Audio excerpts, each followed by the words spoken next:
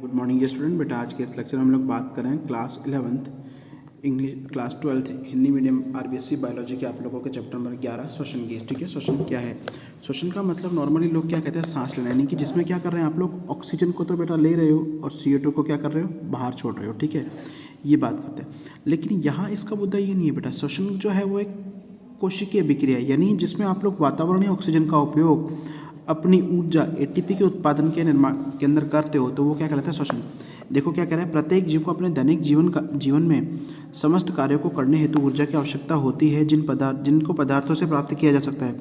खाद्य पदार्थों का उत्पादन हरे पादपों के द्वारा किया जाता है। पादप इस प्रकार की ऊर्जा का संचय सूर्य के प्रकाश एवं हरित लवक की सहायता से प्रकाश संश्लेषण की क्रिया के द्वारा करते हैं। ठीक है, ये तो हमें पता है, प्रकाश संश्लेषण की क्रिया के द्वारा करते हैं, पौधे अपना भोजन बनाते हैं।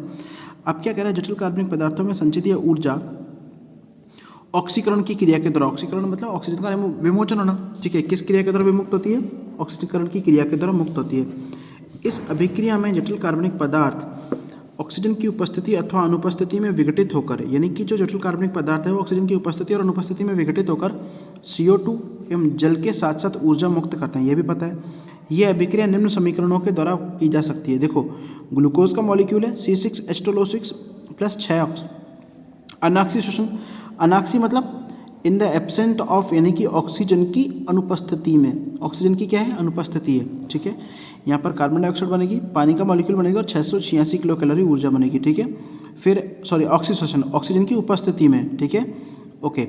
अगला क्या है, ग्लूकोज, वो अनाक्सी श्वसन ऑक्सीजन की अनुपस्थिति में। या ये होता है आप लोगों का एथिल अल्कोहल, ठीक है, 2C2H5OH + CO2 + 56 किलो कैलोरी ऊर्जा। तो अतः श्वसन जो है, श्वसन सजीव कोशिकाओं में संपन्न होने वाली वह प्रक्रिया है जिसमें उच्च ऊर्जा वाले, भाई ऊंची ऊर्जा वाले जो जटिल कार्बनिक पदार्थ है विघटित होकर सरल एवं निम्न ऊर्जा वाले अणुओं का निर्माण करते हैं। ठीक है भाई, श्वसन एक ऐसी क्रिया है जिसमें जटिल जो कार्बनिक यौगिक है वो विघटित होकर सरल और निम्न ऊर्जा वाले अणुओं का निर्माण करते हैं और ऊर्जा मुक्त होती है। सामान्यतः इस प्रक्रिया में कार्बन डाइऑक्साइड का विमोचन, यानी कि CO2 तो विमोचन होता है, बाहर निकलना। विमोचन का मतलब क्या होता है बेटा, बाहर निकलना। ऑक्सीजन का उपभोग का मतलब होता है उपयोग होना।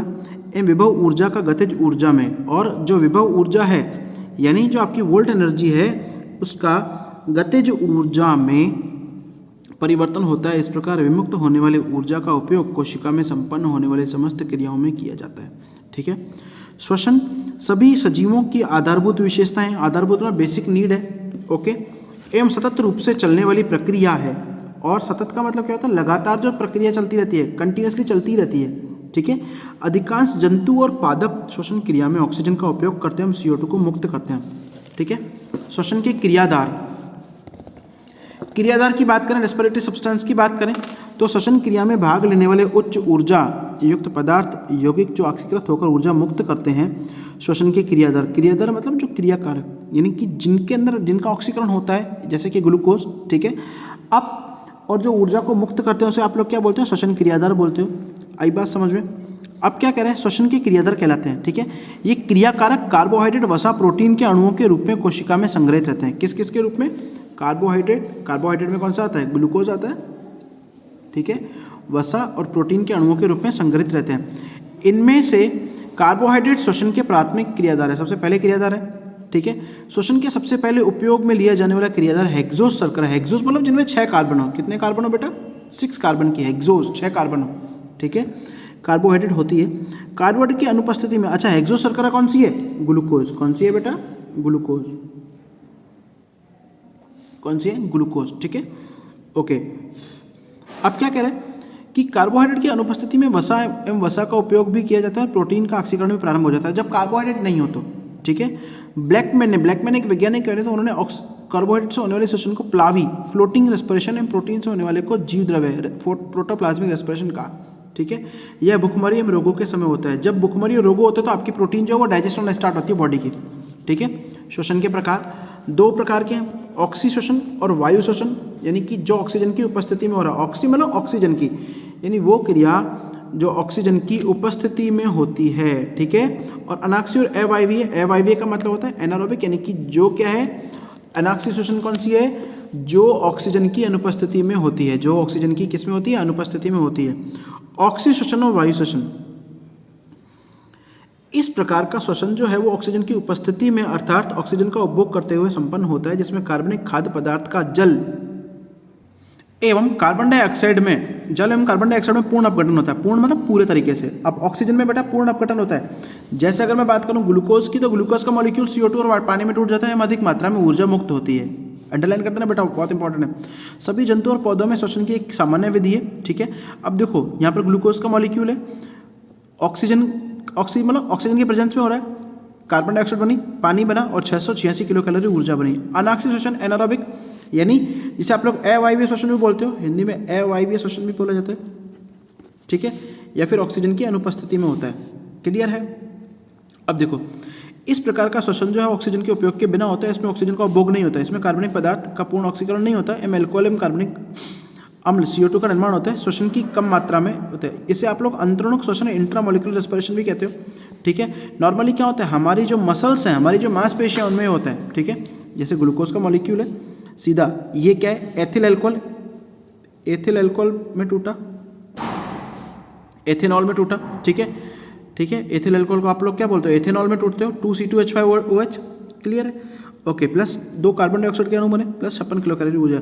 संग्रहित और अंकुरित हुए बीजों में मांसल फलों अस्थायी रूप से कई कवकों में और जीवाणुओं में नियमित रूप से ये श्वसन पाया जाता है। इसमें देखो ग्लूकोज का एक अणु है, ग्लाइकोलाइसिस हुई, ग्लाइकोलाइसिस ग्लूकोज का टूटना, कोशिका पायरुवेय कमल में टूटा, ग्लूकोज का अणु कितने हैं, 6 कार्बन का अणु है, ठीक है। अब ये 3 कार्बन के 2 अणु बन गए। अब यहाँ पर कोशिका द्रव्य में अनाक्षी श्वसन कोशिका द्रव्य में होगा और ऑक्सीजन श्वसन किस में होगा, माइटोकॉन्ड्रिया में और ऑक्सीडेटिव रिडक्टेज एंजाइम में, ठीक है। इसमें एस्टर कोएंजाइम बनेगा और इस तरीके से ऊर्जा बनेगी। माइटोकॉन्ड्रिया में क्रेब्स चक्र आएगा और यहाँ पर कोशिका द्रव्य में चला जाएगा, ठीक है। क्लियर है, ओके। अब दोनों में अंतर, ऑक्सीजन में ऑक्सीजन का यूज होता है, यहाँ ऑक्सीजन की आवश्यकता नहीं होती। सभी जीवित कोशिकाओं में तो कुछ कवकों में जीवाणु में संग्रहित और अंकुरित होते हुए बीजों में आदि में होता है। इसमें ग्लूकोज के एक अणु के पूर्ण ऑक्सीजन के द्वारा, यहाँ पे पूर्ण ऑक्सीकरण हो रहा है, 38 ATP के अणु का निर्माण होता है। यहाँ पर पूर्ण ऑक्सीजन नहीं होता और केवल 2 ही ATP बनते हैं, ठीक है। इस श्वसन में होने वाली ग्लाइकोलाइसिस कोशिका द्रव तथा क्रेब्स चक्र ग्लाइकोलाइसिस कोशिका द्रव और क्रेब्स चक्र जो माइटोकॉन्ड्रिया में संपन्न होती है, लेकिन ये वाली सभी क्रियाएं इसमें होती है, कोशिका द्रव में होती है। इनमें श्वसनीय पदार्थ का पूर्ण ऑक्सीकरण होता है, इसमें श्वसनीय पदार्थ का अपूर्ण ऑक्सीकरण होता है। अंत्योदय मतलब लास्ट का उत्पाद जो है CO2 जल और ऊर्जा होते हैं। इसमें अंत्योदय उत्पाद अल्कोहल, अल्कोहल कौन सा होगा, एथेनॉल, कौन सा होगा, एथेनॉल, इथाइल अल्कोहल, अथवा कार्बनिक अम्ल और CO2 और जल होते हैं, ठीक है। क्लियर है। अगला आता है श्वसन स्थल। अब बात करें श्वसन करने वाले यूकेरियोटिक जीवों में जो श्वसन का प्रमुख स्थल है वो कोशिकांग माइटोकॉन्ड्रिया है, ठीक है।